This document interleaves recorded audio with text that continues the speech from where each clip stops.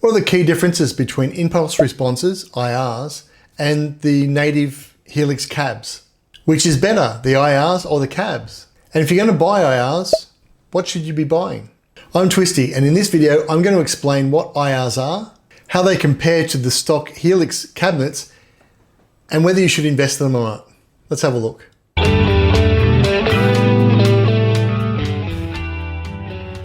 There's been a very heated debate online for years around the benefits of using impulse responses, or IRs, as they're commonly referred to, versus the stock cabinets that come with the Line 6 Helix.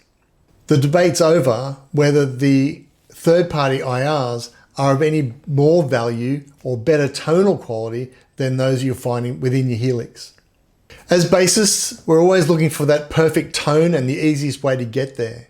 And so a pre-configured IR seems to be the way to get a quick response to a known sound. But are they really? Many bassists entering the digital world with Quad Cortex or Helix or any of those modeling devices often get overwhelmed with the various levels of configuration that are available in the platform. And so an IR or a preset with an IR can seem to be the quickest way to untangle all of the confusion because someone else has already created a sound that you think you might want. Sometimes this will work out, but sometimes it drives you further into the hole trying to get everything else to sound good around the thing that you've just purchased. Others, like me, when I started out, I went from a MarkBass rig with pedals to a Helix, and I tried to mimic the MarkBass that I had in the real world. Now, MarkBass and their cabinets aren't available in Helix at the moment, so I went with IRs that captured the MarkBass cabinets to see where I would go. But since then, I've gone back to using the native cabinets, and we'll talk about why I've done that later in the video. Before we talk about the differences, let's have a look at what an IR is and how they're made. An impulse response, or an IR, describes how a system, in our case, an amp cab, reacts to a brief signal that's passed through to it. This signal is known as an impulse. This technique of using IRs has been around for decades, initially used to look at room acoustics. Since the early 70s, IRs have been used to characterize spaces, concert halls, theaters, studios, etc., to see what the sound quality of that room is. By capturing impulse responses from the room, engineers were able to work out where the dead spots were, where the bright spots were, what the reverb was like in that room. That led on to, in the 90s, moving away from mathematical algorithms of reverb, where they were replicating the reverb of a room, so plate reverbs, hall reverbs, etc. They've moved that into using IRs to more accurately represent those. So when you're using a digital reverb within your Line 6 Helix, for example, they're modeled based on IR technology, where they've bounced a sound signal around the room, captured the reflexes from that, and developed modeled a reverb on that scenario. IRs became really popular moving on the late 90s and beyond in the studio. Previously to that, engineers would have to find an amp, find a cab, find the right microphone, set everything up. If they then wanted to change that, change a different microphone or change a different cabinet, they'd have to physically go and move those around. By creating IRs of cabinets and modeling of microphone types, engineers were able to, from the studio, use the cabinets as the IR to get a consistent sound for every recording that they were doing based on that cabinet type or microphone choice. This made recording more reliable and consistent, and also meant that studios didn't have to pump large volume into cabinets. Therefore, studios could become smaller. Home studios became more popular, etc. So while in this video we're specifically looking at IRs representing cabinets, they can also be used to represent microphones or effects, etc. Let's have a look at how IRs are created. So at their simplest form, An IR is created by playing a sound through an amplifier, out through the cabinet we're trying to model, into a microphone, that all placed in a sound room, and the output of that becomes the IR. So there's a couple of things we're going to need. So first of all, we're going to need a room. Now, obviously it can be done in any room, but to get the best results, we want a sound appropriate room, a high-end studio, etc. So trying to create these at home, you'll still be able to get it, but the quality won't necessarily be there. Next, we need the cabinet that we're actually wanting to model itself. Now that cabinet could be anything that we like, but that's the one that we want to monitor or capture the sound or create the IR for. Often companies will create multiple IRs of the same cabinet based on either mic positioning or mic type. So therefore we need a microphone. Now again, you can create multiple IRs. You can have multiple mic placements. So I know when they model drum sounds for electric drums, they put multiple microphones across the room to capture the various aspects of that. So in some cases, more than one microphone might be chosen to record the signal for our IR. But at its simplest, we're looking for a microphone. Obviously, each microphone has its own style, flavor, color, and so the microphone you use will have a various different effect over that signal. The next thing we want is an amplifier to actually drive a signal into the cabinet. Now, clearly I can use, again, any amplifier or a matching amplifier for that cabinet, but to get the best uniform response, we're probably looking for a very neutral, clean amp to push that signal through. And then finally, we want something to record it with. So we want to be able to record the output sound from the microphone into a desk, and that desk will then go into a recording system, whether it's reel to reel like I've done here, which I don't think we do anymore, or into your DAW. Now, obviously, what you record into will have also another impact over that. If you're using a analog Neve desk in a high-end studio, it's going to have a flavor over that sound compared to using a Scarlett digital interface for your laptop at home.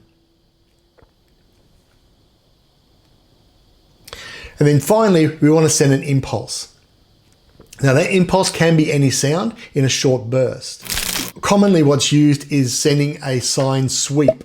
So sending a sine wave through, and that's used because we can get volume at all ranges, and we can collect all of the frequencies we're looking for within hearing, which is from around 20 hertz up to around 20 kilohertz. That's sort of where the human hearing range is. And so that's what we're trying to capture, all of the characteristics of that cabinet coming through that speaker range.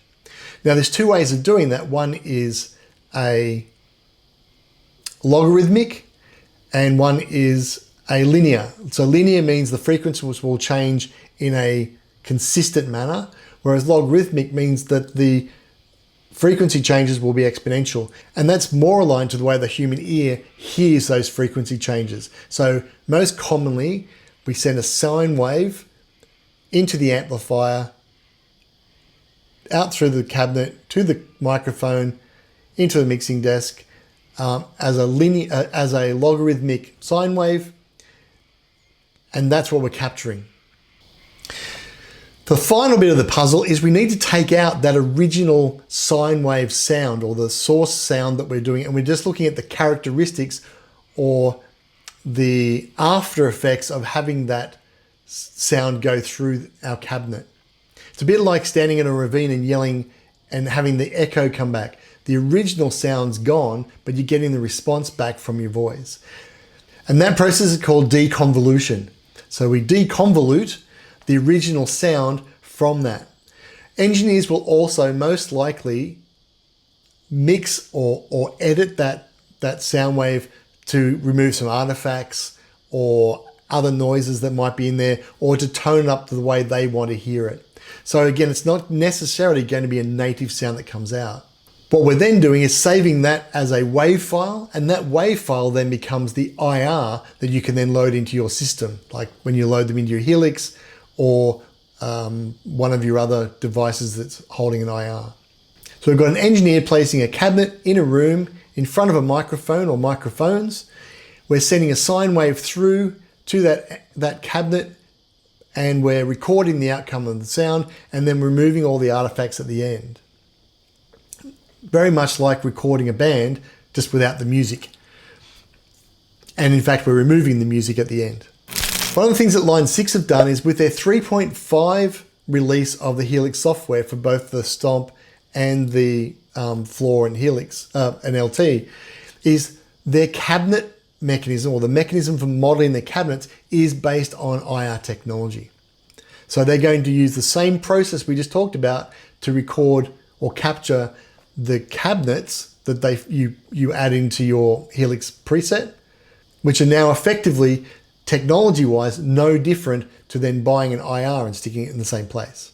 Now, the advantage of the Helix over IRs is that not only are you getting the cabinet, but you're getting the cabinet devoid of the microphone and all of the other aspects. So you have more control over how that cabinet's sounding. You can choose the microphone that you want to use with it. You can select the distance away from the cabinet that you want, the positioning, the angle of the microphone. You can change or add low and high cuts to that without having to add another EQ. So that gives us more control over our cabinet and the tone we've got than we get it from a stock third-party IR. Now, the advantages of the third-party IR over the Helix is a couple. One, there are a number of IRs for cabinets, like my MarkBass cabinets, that don't exist in the Helix. So if I really want that MarkBass sound, I can only get that from an IR. The other advantage to that is that the IR has been created in a room with a specific microphone the way an engineer wants to hear that. So it's going to be guaranteedly consistent. Every time I add that IR to my patch, I'm going to get the same sound. Now, whether you like that idea and the reliance on an engineer's view of how it sounds versus crafting that yourself, well, then that's up to you and how your workflow works. As I said earlier, I've moved away from using the IRs because of that release in 3.5, where I actually get far more control over how the cabinet interacts with the rest of the tone that I'm building in my palette or my preset. So that's why I've done it that way. I still do have the IRs, but I very rarely use them now. The other advantage of using the IRs versus the ones in Helix is if you don't have Helix native and you're doing some recording and you want to have a consistent cabinet sound across all of your recordings in all of your environments, then IRs are the way to go, because you can then insert the IR into any part of your mixing process through your DAW. Using Helix native allows me to do the same thing, but again, if your work process is you just want to have a consistent cab sound regardless of what process you're using, then again, an IR is the way to go. So, do IRs really beat Helix native cabinets? The bottom line is, it depends. The difference in IRs between vendors, third-party vendors like Own Hammer or 3 Sigma or Chop Tones, etc., will vary, as does the sound of cabinets between the Helix and the Quad Cortex and the ToneMaster Pro.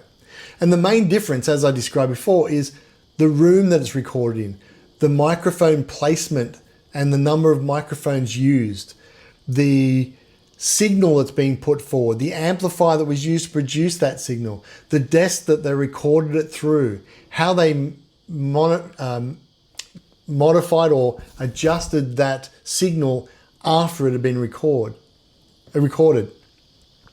So when someone says this one's better than this one, it might be better because of the way it was recorded, as opposed to it's better because IRs generally are better than the stock ones. The 8x10 Ampeg cabinet that the Line 6 engineers used in their studio to record is completely different, even if it's the same model, to the one used by the guys doing Quad Cortex, which is also different by the guys doing 3 Sigma, Own Hammer, etc.